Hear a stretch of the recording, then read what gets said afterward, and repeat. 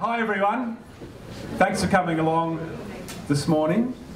to a very exciting event, which is the launch of the Greens, fantastic Greens team for the upcoming local government elections and specifically obviously the Hobart City Council team. Now we know who the leader of this team is, and it's probably not a very well kept secret who the other members are, but importantly the people who are on this team have the capacity to articulate a vision for Hobart which has the chance to take Hobart from what it is, which is a beautiful city full of beautiful people with amazing potential, into a real beacon for not only Tasmania and not only Australia, but for the rest of the world. I've been lucky enough recently to visit Portland, Oregon in the United States, and that is a city which for a long time has pursued a strategic direction of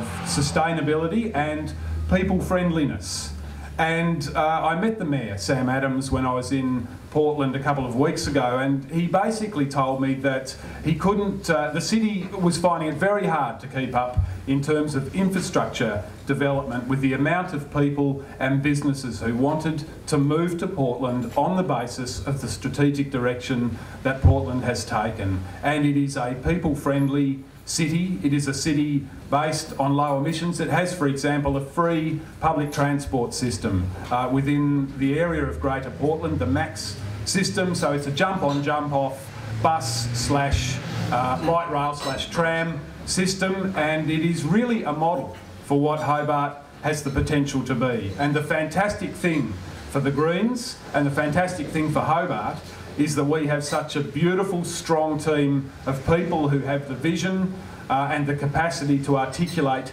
that strategic direction from Hobart, for Hobart.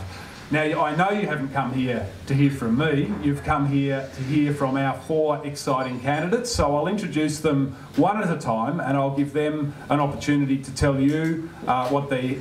are going to run on, what they are going to campaign on, and what their visions are for this wonderful city that we live in.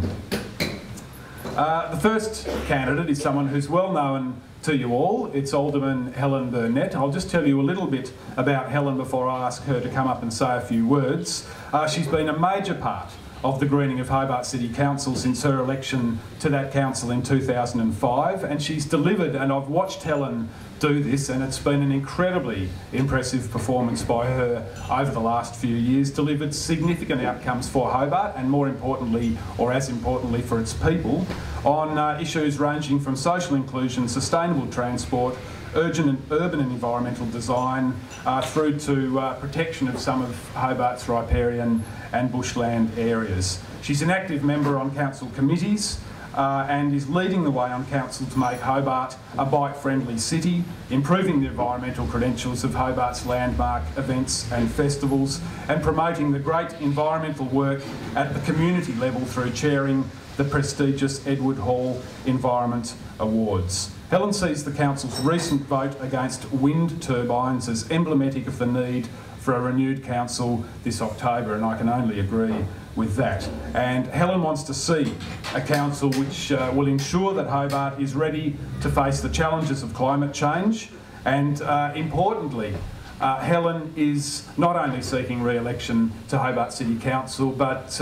is running for Deputy Mayor, and I congratulate Helen for that choice and for the bravery of that choice, and I, for one, reckon Helen would make the most fantastic, sensational Deputy Mayor for this beautiful city. Helen works in public health at the Royal Hobart Hospital, has 2 children, lives with her partner in North Hobart. Ladies and gentlemen, Helen Burnett.